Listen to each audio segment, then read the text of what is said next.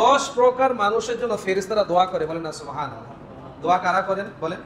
ফেরেশতারা দোয়া করে 10 শ্রেণীর মানুষের জন্য, 10 প্রকার মানুষের জন্য।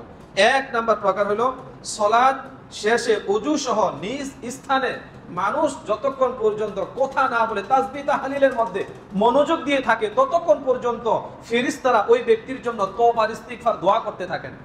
সুবহানাল্লাহ বলবেন না? আমরা নামাজ শেষ করে কি করি? কথা বলি, খুঁটিনাটি জিজ্ঞাসা করি, এটা করা যাবে না। এটাই রাসূল বলছেন, তুমি নামাজ যেই জায়গায় শেষ করছো, নামাজ শেষ করার পরে ওই জায়গার মধ্যে তুমি বসে থাকবা, বসে জিকির আজকার করবা, তাসবিহ তাহলিল করবা, যতক্ষণ পর্যন্ত তোমার ওযু থাকবে আর ওই জায়গার মধ্যে তুমি থাকবা। আল্লাহর নবী বলেন ততক্ষণ পর্যন্ত ফেরেশতারা ওই বান্দার জন্য আল্লাহর কাছে দোয়া করতে থাকে, আল্লাহ তুমি বান্দাকে মাফ করে দাও, আল্লাহ তুমি বান্দাকে মাফ করে দাও। সুবহানাল্লাহ। মুসনাদ আহমদের মধ্যে হাদিসটা পাবেন, 6727 নম্বর হাদিস, হাদিস সহিহ। আসেন, ফেরেশতারা কাদের জন্য দোয়া করে? যেই বান্দাটা ওযু করে ঘুমায়। কি করে ঘুমায় বলেন? সহিহ ইবনে হিব্বানের 1051 নম্বর হাদিস, রাসূলুল্লাহ সাল্লাল্লাহু আলাইহি সাল্লাম বলেন, যে মানুষ ওযু করে সে ঘুমাইলো, সে যতক্ষণ পর্যন্ত ঘুমাবে, 7 ঘন্টা 8 ঘন্টা 5 ঘন্টা 3 ঘন্টা, ততক্ষণ পর্যন্ত ওই একটা ফেরেশতা তার জন্য নিযুক্ত করে দেওয়া হয়। কেন নিযুক্ত করে দেওয়া হয়? ওই ফেরেশতা আল্লাহর কাছে তো ইস্তিগফার করতে থাকে, আল্লাহ তোমার এই বান্দাকে মাফ করে দাও, তার উপরে তুমি রহমত নাজিল করে দাও, তার কামাই রোজগারের মধ্যে বরকত দান করে দাও। বলেন সুবহানাল্লাহ। তাহলে ওযু করে সবাই ঘুমাবো তো ইনশাআল্লাহ। 2 প্রকারের মানুষ গেল। 3 শ্রেণীর মানুষ মসজিদে প্রথম কাতারে সালাত আদায় যারা করে তাদের জন্য ফেরেশতারা দোয়া করে। সুবহানাল্লাহ। এই হাদিস কোথায় পাবেন? ইবনে মাজাহ 987 নম্বর হাদিস, 987 নম্বর হাদিস। যে ব্যক্তি মসজিদের প্রথম কাতারে সালাত আদায় করে, প্রথম কাতারে সালাত আদায় করবে, তাদের জন্য কারা দোয়া করে বলেন? ফেরেশতারা দোয়া করে, ফেরেশতারা দোয়া করে। তারা হলো যারা রোগী দেখতে যায়। কি বলেন? যারা রোগী দেখতে যায় তাদের জন্য কারা দোয়া করে বলেন? ফেরেশতারা।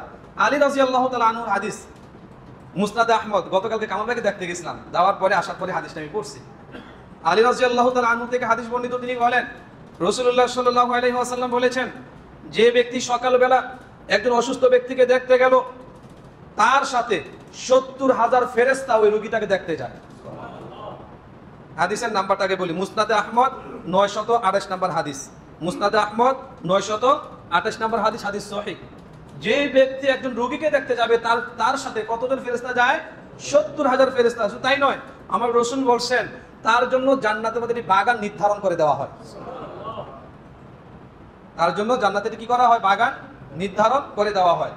এবং সে যদি ওই দিন মারা যায়, মাগরিবের আগ পর্যন্ত তাকে আল্লাহ সুবহানাহু ওয়া তাআলা ওই ফেরেশতারা ওই রোগী দেখতে যাওয়া ব্যক্তির জন্য দোয়া করতে থাকে। সুবহানাল্লাহ। যদি কোনো মানুষ, আল্লাহ রাসূল এই কথাটা আবার দ্বিতীয় পেরায় বললেন, সন্ধ্যাবেলা রোগী দেখতে গেছে, সন্ধ্যাবেলা রোগী দেখতে গেলে তার সাথে 70,000 ফেরেশতা যায়, এবং পরের দিন ফজরের আগ পর্যন্ত ওই 70,000 ফেরেশতা যে ব্যক্তি রোগী দেখতে গেছে তার জন্য আল্লাহর কাছে দোয়া করতে থাকে। সুবহানাল্লাহ, বিহামদিহি, সুবহানাল্লাহ। তাহলে ইনশাআল্লাহ রোগ দেখতে যাবো তো ইনশাআল্লাহ। আরেকটা দলের জন্য আল্লাহ রাসূল ফেরেশতারা দোয়া করে, যারা দ্বীনি ইলম শিক্ষা দেয়, যারা দ্বীনি ইলম শিক্ষা দেয় তাদের জন্য, এবং যারা দ্বীনি ইলম শিক্ষা নেয়।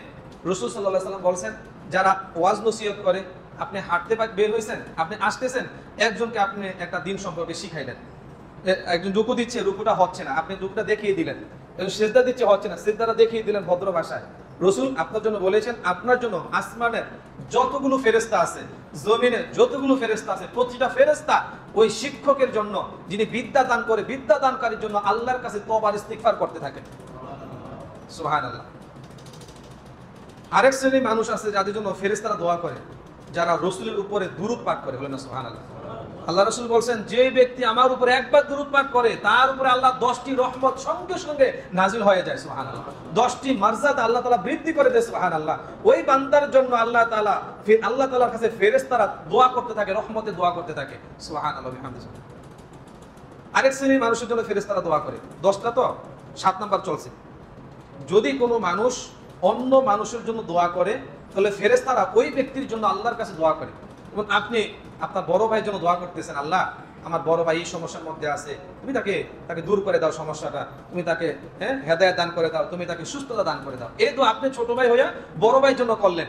এবার দেখেন ফেরেশতারা আপনার জন্য দোয়া করতেছে, আল্লাহ এই বান্দাটা তার বড় ভাইয়ের জন্য দোয়া করতেছে, আর আমি ফেরেশতা তার জন্য দোয়া করতেছি, তিনি যে দোয়া তার ভাইয়ের জন্য করতেছে, তুমি সেই দোয়াটাই তুমি তার জন্য কবুল করে দাও। কথাটা কি বুঝতে পারছেন? এই জন্য সবসময় অন্যের জন্য দোয়া করতে হবে বেশি বেশি। নিজের সন্তানের জন্য দোয়া করবেন, আপন ভাইয়ের জন্য দোয়া করবেন, বোনের জন্য দোয়া করবেন, বোনের সন্তানদের জন্য দোয়া করবেন। যেই দোয়াটা আপনি করবেন ঠিক ওই দোয়াটাই ফেরেশতারা আল্লাহর কাছে সুপারিশ করে, আল্লাহ তিনি যেই দোয়াটা করছে ওই দোয়াটাই তুমি তার জন্য কবুল করো।